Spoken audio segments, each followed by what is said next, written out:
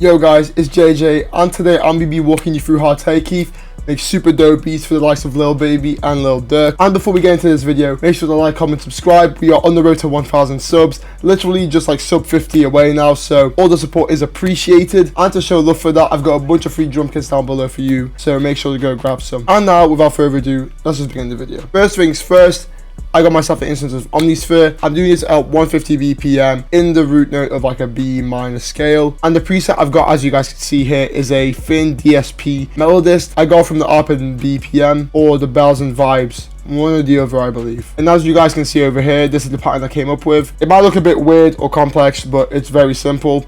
It repeats itself literally every bar.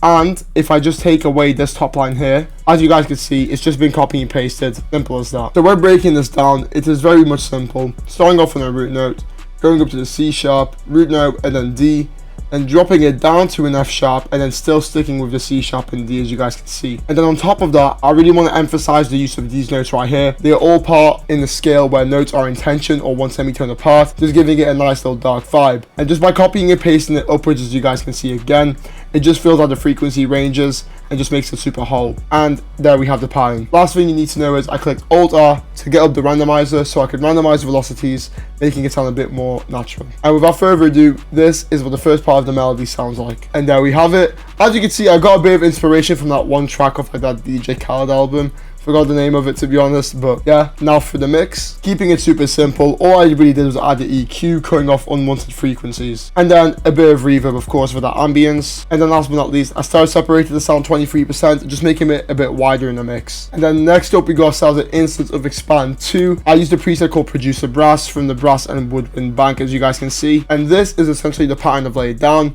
It's very simple, but just to break it down, I'm following the root notes, of course, right here with the B's, and then just add another octave up higher because this makes it sound a bit good for a bit of variation.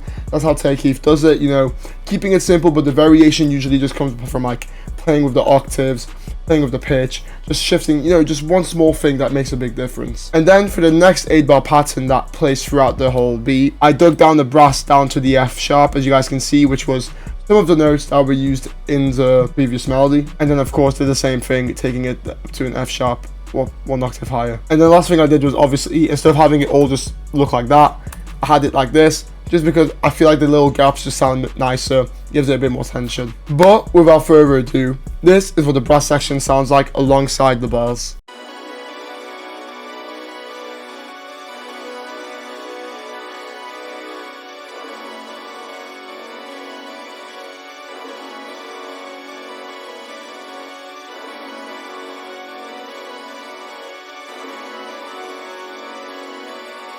And there you have it. As you can see, just by changing the notes of the brass, it makes it sound so much darker, so much harder, and that's exactly what Tay Keith does. And then once again, got a simple EQ cutting off all the lows below 200 Hz, and then another bit of reverb to add ambience to the whole thing. And of course, I can't forget that stereo separation. Stereo separated this around 50%, just to widen the brass, making it sound like it's more grand and orchestral. And now for the final component in the melody, I got myself an instance of Omnisphere yet again, using the choir woman R's with the up arrow preset. This is of course found in the Human Voices Bank. And then this is the pattern I've laid down. Quite simple yet again. Just following the root notes, as you guys can see here. And then as well as that, it's kind of like I've made a minor chord. And then as well as that, it's kind of like I've made a minor chord right here, except I took out the middle note. Have the F sharp playing alongside. And just played with these notes again, just making it sound a bit nicer, a bit of variation. And then all I did was literally copy and paste it over. And as you guys can see, it's 1, 2, 3, 4, 5 semitones lower. And then last but not least, all I did was click Alt R yet again to randomize the velocities. So without further ado, this is what the full melody now sounds like.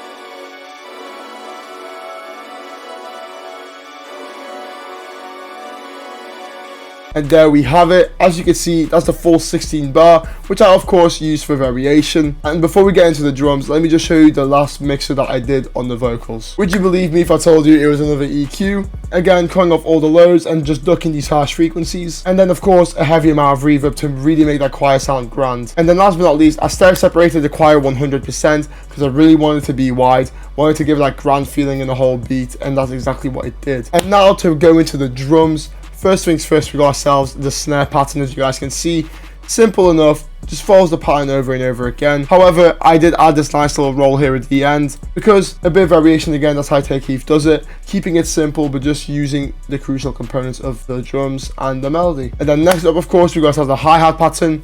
Simple two-step, nothing complex, because that's exactly the point of Take Keith's kind of beat.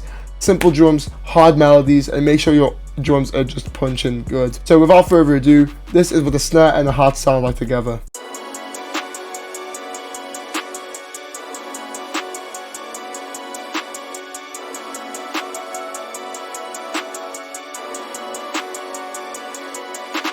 And there we have it. As you guys can hear, sounding super nice. The hats are really crisp, the snare's really punchy, and that's what we want from the drums. And now, of course, onto the 808s. First thing you guys will see, very simple pattern being played in this initial 8 bar, sticking down with the root note of B, of course. Then, for a bit of a little switch, I added these notes here and here, nice little transitional, sounding pretty dope. And then, of course, I pretty much just copy and pasted the pattern, took it up here, but then still kept it at the G when it came to the variation.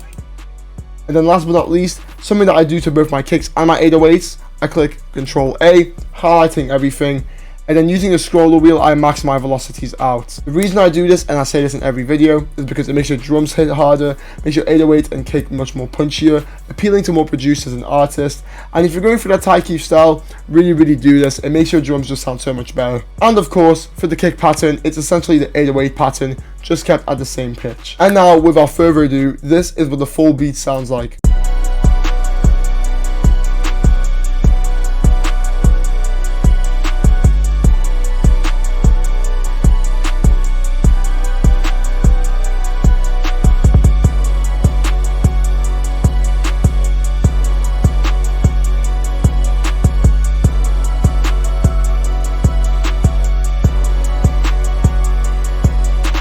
And there we have it, beat sounding super fire, exactly like how Take Keith would do it. Nice simple melody, but going super hard, of course, with a bit of variation. Drums being punchy, but of course very simple. Now it's time to get into the beat structure. So looking at the beat structure, the way I broke this down was have a 16 bar intro, of course, using this part over here, as you guys can see, starting off with the horns and the bell, bringing in the drums halfway. And then the second 8 bar, I got like the lower octave of the horns playing alongside the main melody with all of the drums, and then took it out here with this little roll just to give an indication that, yo, we're gonna now get into the chorus. And now looking into the chorus, I just start off with just the bells, no horns, then bring in the second half of the horns when it goes down to the F sharp, and of course, as you can see, the 808s being raised over here. Simple, nice 16 bar chorus. Now breaking down the verse, I instantly just kick it off with the drums alone. However, I decided to not have the melody play for the first quarter because variation within the pattern is also another way to spice up your beat. Then focusing into the key component of the verse, I added the horns again with the first component with the B minor horn, you know what I'm saying, playing with all the drums. And then for the pre-hook, going into the F sharp part with the clap only, introducing the 808s halfway through, and then boom, we are getting back into the chorus. However, for variation, of course, second part of the verse, I introduced the choir and removed the horns completely, as you guys can see, because, you know, keeping it interesting to the listener, to the artist, that's what we like to do, and that's what Take Keith does best. And then at the end, in the chorus, we have everything playing together for the full 16 bars, and that is the full beat, folks. I hope you've enjoyed this video. That's how Take Keith makes hard melodies, hard drums, hard beat overall. And of course, thank you for watching. Make sure to like, comment, subscribe, and I'll see you in the next one. Peace.